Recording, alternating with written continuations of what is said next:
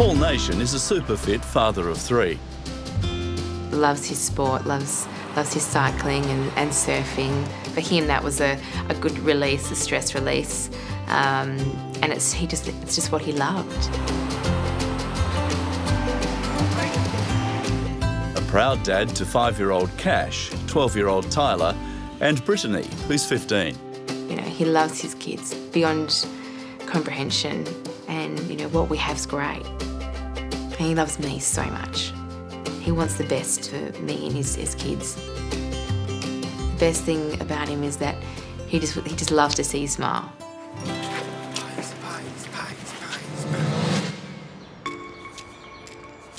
Tuesday morning a fortnight ago. It seems like a normal day in the Nation household. At 6 a.m, Paul kisses his wife Claire goodbye and goes to work at a local building site. By all accounts, Paul put in a regular working day. He and his business partner came out to this building site mid-afternoon, and when it came time to say goodbye, he said, "See you tomorrow." Nothing unusual. But that was the last confirmed sighting of him. He never just didn't come home. He just never does that. He's never done that before. You know, out of his character, just to not call or to not message and say, this is what I'm doing. By 9 o'clock that night, Paul still isn't answering his phone. I sort of had to drive around. I thought he might have caught up with a few boys for a few drinks.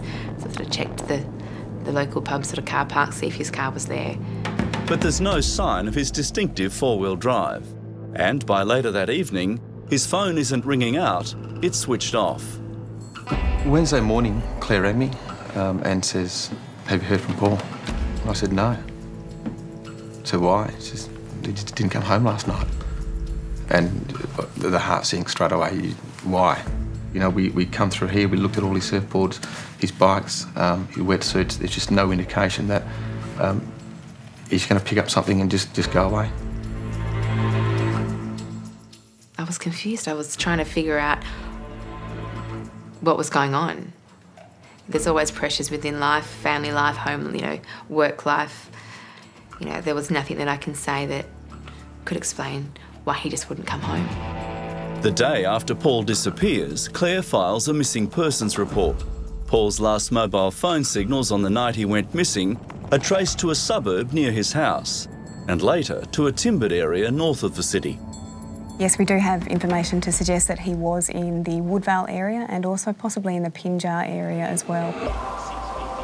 The following Saturday, nearly 100 people come together to search at his last known whereabouts at Pinjar, 40 k's north of Perth.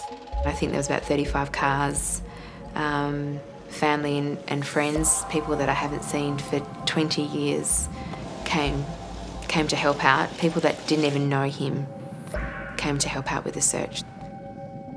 Sadly didn't turn anything up, but it still gives us hope that sort of he is out there. Paul's popularity sparks record views on the WA Police Facebook missing persons appeal.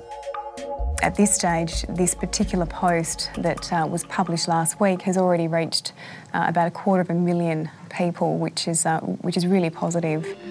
As news of his disappearance spreads, one of Paul's mates, Garth Chapman, flies in from Singapore to help. Would you mind taking that and perhaps displaying it? And we'd be grateful for any information. Yeah, no problem. Thanks very much. I suppose the challenge, because we don't know what's happened to him, you know, maybe it's not in his mind, and we just don't know. I mean, has he had an accident? Has something sinister happened? Has he just gone rogue? I mean, we just don't know. We just can't process it. We're just sort of speaking to people and just maybe the hope that maybe someone might have seen him.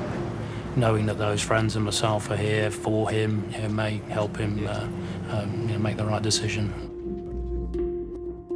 There have been numerous sightings of a black four-wheel drive like Paul's here in the city and as far out as the Kalgoorlie goldfields. But he hasn't touched any of his bank accounts since that Tuesday.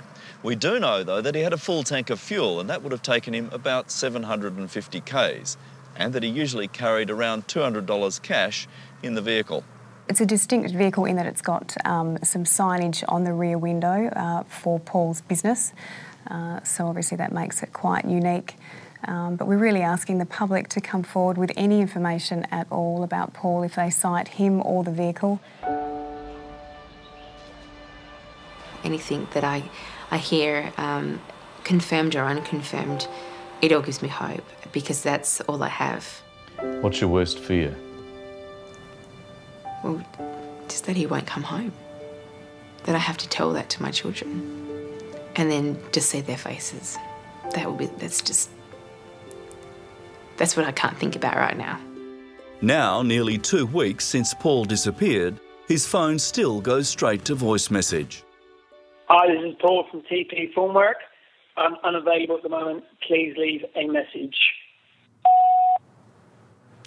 I can't ring anymore. Paul, if you're out there and you're listening to this, your family needs you, we need you, we all love you and support you. Look, there's no pressure, just a call, just something to let us know or an indication that you're okay.